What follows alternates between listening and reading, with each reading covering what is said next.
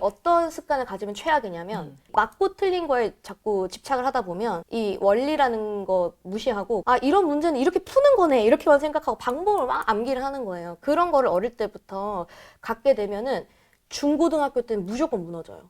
제가 좀 추천드리고 그냥 나열을 해보면 일품이 좀 쉬운 심화집에 속해요. 최고 수준 문제, 최고 득점 수학인가? 문제인가? 그거랑 안녕하세요. 아나운서 엄마의 육아연구소 이지민입니다. 현재 대치동에서 수학학원을 운영하고 계시고요. 유튜브 서울대 소자쌤 채널에서 공부 노하우를 나누고 계십니다. 소자쌤 모셨습니다. 어서 오세요. 안녕하세요. 네, 안녕하세요. 현재 고등학생들을 주로 현장에서 네. 많이 만나고 계시잖아요. 네. 고등 수학에서 빛을 발하는 아이들, 초등 때 어떤 식으로 공부를 했는지. 초등 때 가장 중요한 공부 습관이 3가지 정도가 있는데요. 첫 번째는 연산입니다. 그러니까 연산이라는 건 그냥 진짜 더하기, 빼기, 곱하기, 나누기 이런 거잖아요. 네. 근데 그런 거를 계속 열심히 처음에는 기계화를 시켜가지고 좀 되게 내면화를 시켜줘야 돼요. 우리가 뭐 요리를 잘하려고 해도 막 채 썰기 이런 것부터 시작하잖아요. 네네네. 그런 것처럼 연산을 되게 잘 해주셔야 되고 연산이 안 되면 걔는 아무리 잠재성이 많아도 걔는 중고등학교 때는 어려울 거예요. 그래서 연산은 진짜 1순위를 챙겨주셔야 되고 그 다음부터는 수학은 언어잖아요. 수학이라는 거 약속과 정의와 이런 것들을 받아들이고 약간 이해를 했나? 이런 걸 자꾸 점검해주면서 깨우쳐줘야 돼요, 옆에서. 그래서 이거 틀렸는데 왜 이렇게 풀었니? 라고 질문을 던져준다던가 원리에 대해서 한번 설명해보라고 한다던가 되게 사소한 것들 그런 것들을 계속 옆에서 이렇게 해주면서 아 수학이라는 것은 이렇게 이해를 해가지고 이 논리로 푸는 거야 라는 걸 어릴 때부터 되게 자연스럽게 이렇게 습득할 수 있게끔 좀 도와줘야 돼요. 근데 이제 그런 것들을 옆에서 안 해주면 그냥 수학은 뭔가 치트키 쓰는 것처럼 뭐 이렇게 하는 거다. 방식만 이렇게 외워가지고 하는 경우가 있거든요. 그거는 되게 위험한 거예요. 그래서 애가 오답을 좀 이렇게 착실하게 세모로 바꾸고 어떻게 할 수 있는지 그 옆에서 좀 잘 해주면 그 습관이 좀 잘 정리가 될 수 있고 그러니까 한마디로 오답을 잘 시키라는 거고요. 한마디로. 그리고 풀이 과정. 애들 이렇게 막 글씨도 안 이쁘고 막 이러니까 그냥 막 아무 데나 막 쓰잖아요. 처음에는. 네. 근데 그게 저도 어릴 때 되게 그랬거든요. 네. 근데 네. 그거를 좀 어릴 때부터 좀 옆에서 진득하게 좀 열 맞춰서 쓰는 거라든지 그런 걸 옆에서 조금 계속 관리를 해주면 굉장히 좋아져요. 그게 되게 좋은 습관이에요. 중고등 수학엔 같이 갈 때 되게 기초적인 습관이에요. 내가 과정이 되게 단순하면 어디다 써도 답이 나오겠죠. 근데 고등 수학이나 이런 것들은 단계가 여러 가지 공정을 거치잖아요. 자기가 자기 필기를 보고 내가 왜 이렇게 풀었는지를 뭔가 다시 읽어낼 줄을 알아야 되거든요. 그럼 막혔을 때 다시 그걸 보면서 아 내가 여기까지는 했고 아 여기서 그걸 써야겠다 뭐 이런 뭔가의 생각들을 할 수가 있어요. 근데 마구잡이로 막 끄적이다 하면은 길을 잃어버리는 거예요. 뭐지? 모르겠다. 발표 치고 이제 넘어가고 약간 이런 식으로 흘러갈 수 있어서 필기는 그만큼 되게 중요해요. 그러면 초등에서 기르면 좋은 습관 3가지는 결국 첫 번째 연산, 그리고 두 번째 오답에 대한 태도와 관리, 세 번째는 풀이 과정 적는 거네요. 네. 근데 이게 3가지를 다 들어보면 사실 초등학생이 혼자 스스로 하기는 어려울 것 같고 좀 부모님이 옆에서 좀 손을 대고 봐줘야 되는 부분이라는 생각이 드네요. 그래서 저는 약간 네. 어머님들 초등 어머님들 보고 계시다면 어릴 때는 조금의 관심만 이렇게 기울여서 이렇게 문제 숙제했니 이렇게 하고 뭐 채점 해준다던가 그거 관심 안 가지고 그냥 학원 보냈으면 됐지 거기서 다 알아서 하겠지 이런 식으로 하는 건 조금 더 차이를 만들더라고요. 네. 좀 조심스러운 얘기인가요?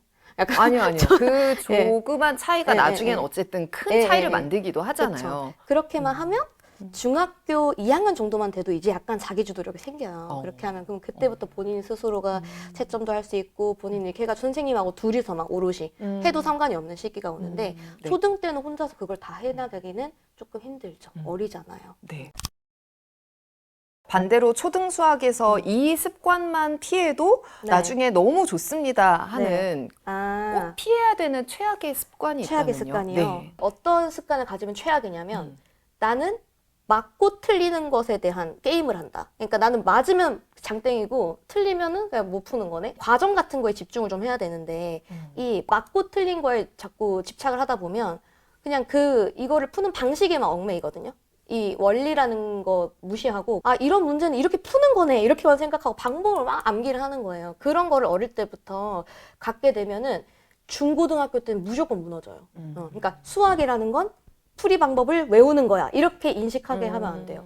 그러니까 예를 들어 몇 점 맞았니? 엄마가 점수에 집착한다거나 네. 너 몇 개 틀렸니? 막 이렇게 너무 오답의 개수에 집착한다거나 이런 태도가 오히려 애들을 그런 식으로 몰아가는 게 아닌가라는 생각도 들고 그 틀렸으면 이제 그 틀린 문제에 대해서 약간 이제 얘기를 나눌 줄 알아야 돼요. 너 왜 틀렸어? 이게 아니라 이걸 왜 이렇게 생각해서 했어? 이렇게 물어본다던가 자꾸 자기의 생각을 어릴 때는 표현 잘 못해요. 자기 거를. 그렇지만 계속 물어보면서 질문을 하면서 얘기를 하게 해야 돼요.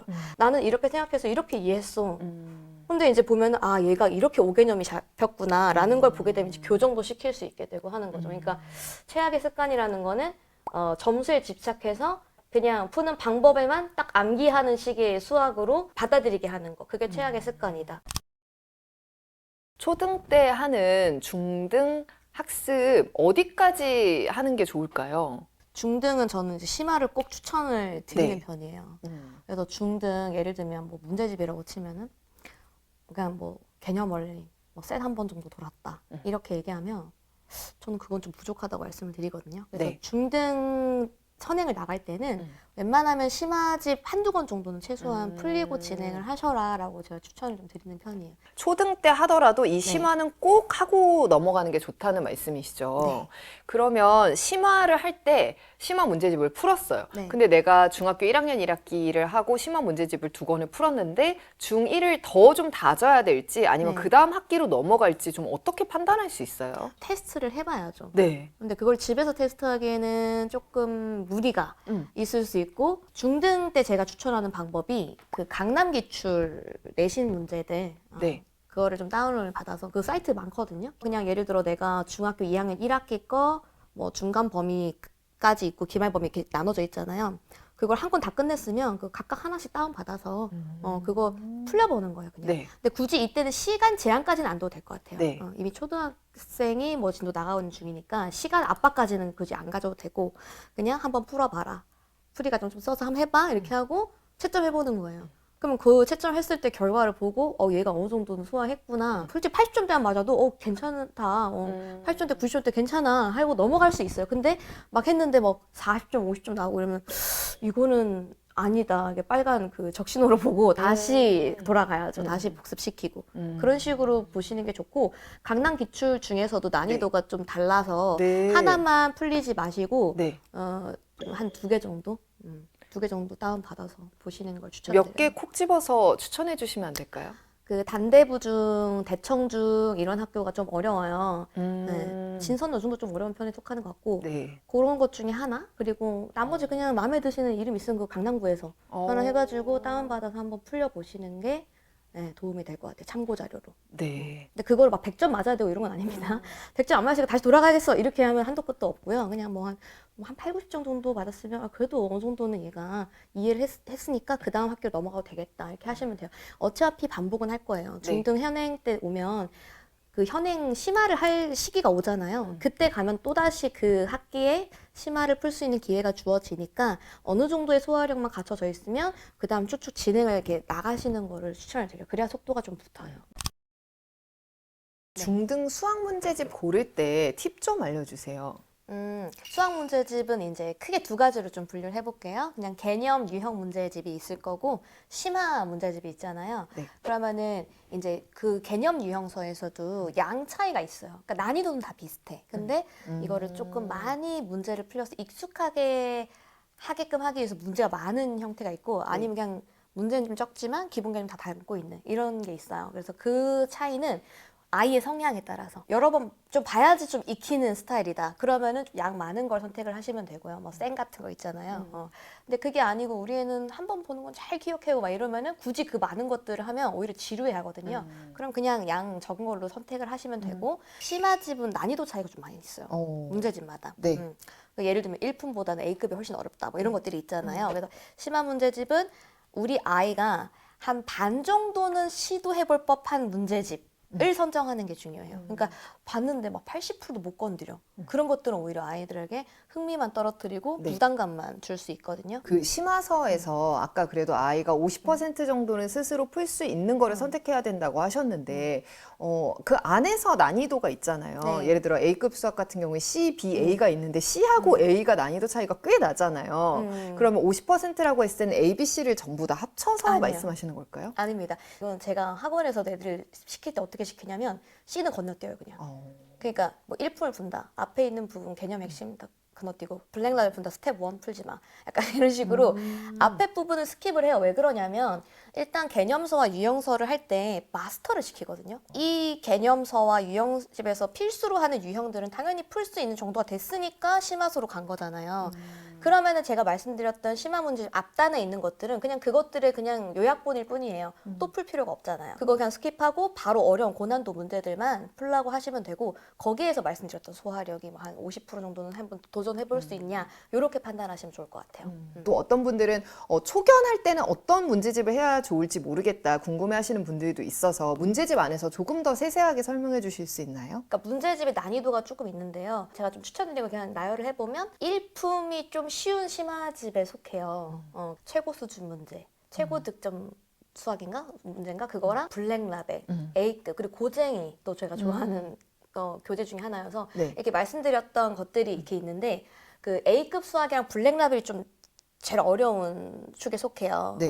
그리고 최상위 수학도 있어요. 근데 네. 최상위 수학은 중학교 심화서로는 그렇게 크게 인기 있는지 잘 모르겠어요. 네네. 초등학교 심화서로는 굉장히 네, 맞아요. 그냥 거의 스테디셀러 아닌가요? 근데 중등 수학에선 최상위가 조금 과하다 싶은 것들이 좀 있어서 예를 들면 중3-1에 보면은 공통수학, 고일 수학을 배워야 쉽게 풀 수 있는 문제들을 괜히 수록해 놓는다던가 뭐 그런 것들도 껴있는 것들이 꽤나 있고 내신에 이 정도까지는 안 나오는데 하는 막 그 경시형 느낌의 어려운 문제들도 많이 껴져 있어가지고요. 그렇게 그닥 중등에선 선호하는 책은 아닌 것 같아요. 근데 어쨌든 어려운 문제집에 속해져 있는데 그렇다 해가지고 중등 내신이 목표가 아니잖아요. 어쨌든 수학 사고를 넓히는 게 문제지. 네, 네. 그런 의미에서는 이걸 풀어도 굉장히 도움이 된다 말씀을 드리는 거고 다만 소화할 수 있는 역량인지 체크하고 시도를 하셔라 이렇게 네, 네. 말씀드리고 싶고요. 네. 앞에 말씀드렸던 뭐 일품, 고쟁이 뭐 이런 것들은 다 해볼 법한 심화서예요. 그래서 네. 그런 것들을 한두 권 정도 이렇게 풀고 그 다음에 오답도 좀 해독을 시키시고 그 다음에 넘어가시고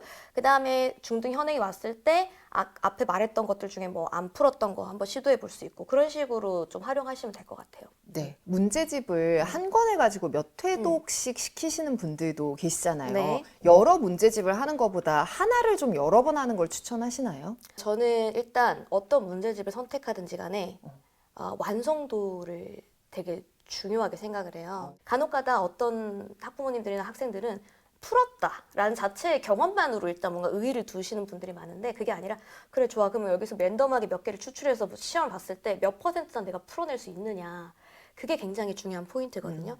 그래서 그 한 문제집을 거의 뭐 씹어 먹을 정도로 거기 있는 거 오답만 모아가지고 회독을 여러 번 시킨다? 그게 여러 권을 대충 푸는 것보다 훨씬 효과가 좋아요. 근데 여기서 또 오해하시면 안 되는 게 이 한 문제집을 몇 회독한다는 게 같은 문제를 몇 번 푸는 게 아니고요. 틀린 문제를 맞을 때까지. 그러니까 1회독 쫙 풀었어요. 500문제 있다 쳐봐요. 그럼 400문제 맞고 예를 들어 100문제 오답이다. 그럼 100문제만 다시 푸는 거예요. 100문제에서 또 20개 또 틀렸어. 그러면 또 3차에서는 20개 또 풀어야 되는 거야. 그렇게 이제 풀라고 말씀드리는 거지 같은 문제 500번을 몇 번 이거 아닙니다. 예. 그렇게 하게 되면 이 문제집의 완성도가 엄청 높아지잖아요. 네. 그럼 이 학생이 되게 역량이 올라가 있는 상태이기 때문에 이제 다른 심화서를 풀어보자 했을 때 몰라보게 소화력이 확 올라가는 걸 느낄 거예요. 그러니까 한 문제의 완성도를 높이는 데 시간을 많이 쓰셔도 그 시간이 아깝게 느끼시면 안 돼요. 왜냐하면 그 다음부터 가속도가 붙거든요. 다른 문제집을 갔을 때. 그거를 염두에 주시고 오답률에 굉장히 좀 집착을 하시는 게 좋다. 그러니까 오답을 2회독, 3회독 계속 하면서 그게 중요해요. 그러니까 완성도를 높이자. 아니 너무 신기한 게 독서 교육하시는 분이 네. 나오면 네. 여러 권의 책을 읽는 다독보다 한 권을 10번씩 읽는 그런 게 중요하다, 효과적이다 얘기하시는데 수학도 좀 비슷한 면이 있다는 생각이 드네요. 내 자녀가 만약에 초등생이라면 네. 저는 다른 건 몰라도 이거는 좀 이렇게 꼭 시킬 겁니다 하시는 게 있을까요? 서술 작성을 많이 저는 시킬 것 같아요. 서술형 답안 작성 같이 그러니까 사실은 그 수학이라는 게 언어거든요. 수학도. 이걸 어떻게 이해하고 표현하느냐. 그걸 잘하는 애들이 수학을 잘해요. 그러면 메타 인지도 높은 애들이에요. 왜냐면 내가 뭘 알고 뭘 이해했고 뭐가 막혔는지를 알 수 있기 때문에 논리적으로 이걸 전개해 나가는 과정들을 어릴 때부터 좀 시키는 연습을 하게 되면 일종의 국어 교육 같달까요? 그런 식으로 하게 되면 그런 애들이 실제로 저도 가르쳐 보면 달라요. 그러니까 아예 폼이 달라요. 수학 자체를 받아들이는 그리고 이해하는 그런 것들이 그냥 단순히 문제 막 풀고 이렇게 막 하는 애들 말고 어릴 때부터 쭉 앉아가지고 이렇게 서술 연습하고 그런 애들 있잖아요. 그런 애들은 좀 늦게 시작해도 되게 빠르게 성장하더라고요. 네, 이거 되게 중요한 포인트. 수능 수학은 사실은 정해져 있어요. 그 방식들이. 그러니까 이거를 무에서 뭔가 유를 창조할 수 있는 풀이법이 아니에요. 수능 수학은. 제가 실수를 진짜 많이 하는 중학교 때부터 그런 사람이었는데 이 연산 실수를 많이 잡긴 잡았어요. 저도 이제 학생 실수 많은 애들 있어요. 우리 학원에. 그러면